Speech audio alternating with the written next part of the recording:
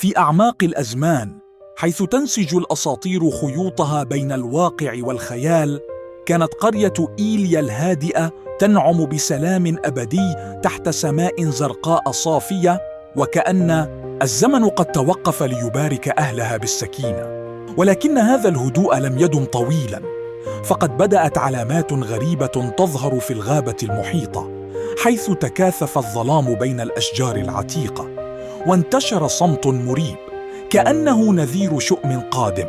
في قلب هذه التغيرات كان شاب يدعى إيليا يشعر بقلق عميق ينهش روحه، تتجسد مخاوفه في كوابيس متكررة عن وحوش الظلام التي تجتاح عالمه. ومن بعيد كان الحكيم أرجون يراقب إيليا بعين بصيرة، مدركاً أن القدر قد اختار هذا الشاب ليكون محور الأحداث القادمة. لم يمر وقت طويل حتى تحققت أسوأ مخاوف إيليا. في ليلة ظلماء هاجمت وحوش الظلام القرية، محولة هدوءها إلى صرخات ودخان. شاهد إيليا الدمار بأم عينيه، ورأى أحباءه يسقطون، فهرب بصعوبة بالغة وقلبه ينزف ألماً. وسط الخراب وجده أرجون وقدم له العلاج والحقيقة المرة. نبوءة قديمة تتحدث عن بطل سيختار لمواجهة ملكة الظلام وإعادة النور إلى العالم. في البداية رفض إيليا هذا المصير، فالخوف والشعور بالضآلة كانا يسيطران عليه. لكن كلمات أرجون الحكيمة التي تحدثت عن الشجاعة الكامنة في قلوب الضعفاء أيقظت شيئاً ما في داخله. وهكذا بدأ إيليا تدريباً شاقاً تحت إشراف أرجون، يتعلم فنون القتال القديمة وأسرار السحر التي كادت أن تندثر. بعد أن اشتد عوده، انطلق إيليا وأرجون في رحلة محفوفة بالمخاطر عبر أراضٍ قاحلة وجبال شاهقة، في مسار طويل عرف فيما بعد بمسار الإصرار. واجها خلال رحلتهما تحديات لا حصر لها، من وحوش متأهبة إلى طبيعة قاسية، وقابلا شعوبا مختلفة، فمنهم من صد أبوابه في وجهيهما خوفا، ومنهم من رأى في عيني إيليا بريق الأمل فانضم إليه. ومع كل خطوة في هذا المسار الصعب كان إيليا يكتشف قوة داخلية لم يكن يعلم بوجودها، وتنمو ثقته بنفسه مع كل تحد يتغلب عليه.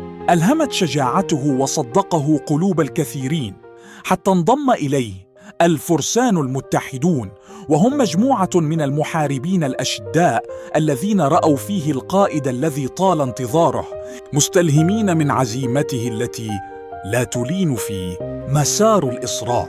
أخيراً وصل إيليا وحلفاؤه إلى قلعة ملكة الظلام السوداء التي كانت تقف كشاهد على الشر المطلق. اندلعت معركة ضارية بين جيش النور وجحافل الظلام، حيث قاتل الجميع بشجاعة لا مثيل لها، وكل سيف يلمع كان بمثابة أمل جديد. وفي قلب هذه الفوضى تقدم إيليا ليواجه ملكة الظلام وجها لوجه في مبارزة ملحمية حبست الأنفاس. أظهر إيليا كل ما تعلمه، مزجاً بين قوة سيفه ونور سحره، في صراع بدا وكأنه سيستمر إلى الأبد. وبعد معركة طويلة ومرهقة استجمع إيليا كل قوته، مستمداً إياها من حب قريته ورفاقه، ووجه ضربته الأخيرة التي قضت على ملكة الظلام، محطماً مصدر الشر بقوة النور والحب. مع هزيمة ملكة الظلام انقشع الظلام كأنه لم يكن، وعاد النور ليشرق من جديد على الأرض، ليبعث الحياة في كل ركن منها. عمت الاحتفالات أرجاء العالم بعودة السلام، وأصبح إيليا بطلاً أسطورياً تتغنى الأجيال بقصته. بدأت عملية إعادة بناء القرى والمدن التي دمرها الظلام، وعادت الحياة إلى طبيعتها. عاد إيليا إلى قريته ليجدها قد عادت لتزدهر من جديد، واستقر فيها ليس كحاكم بل كصديق ومصدر إلهام، ليظل رمزاً حياً للشجاعة والأمل. ويستمر في إلهام الأجيال القادمة بأن النور مهما كان خافتاً قادر دائماً على تبديد أحلك الظلمات.